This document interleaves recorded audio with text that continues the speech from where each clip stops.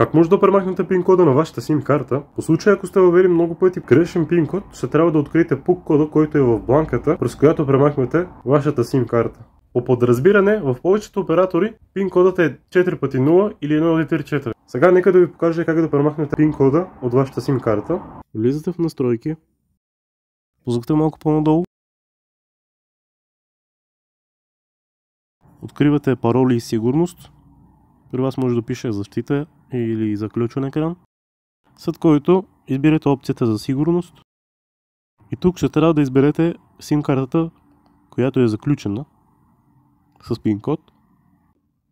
При мен по случай Libara е заключен, затова ще избирам Libara, след което, както виждате, заключване на SIM картата.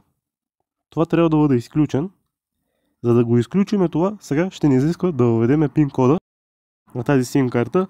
Затова тук ще пише аз 4 пъти 0 и избирам бутончето ОК.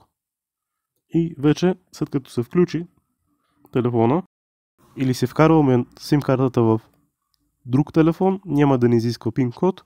Как да променим пин кода? По случай трябва да включим пак опцията за пин.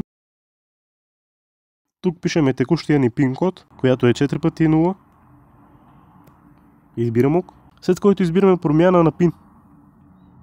Тук пишеме пак текущия ни пин код. Избираме ОК. И тук въвеждаме новия ни пин код, който ще е 1, 2, 3, 4. Повтаряме новия пин код. И сме готови. Аз ви препоръчвам обаче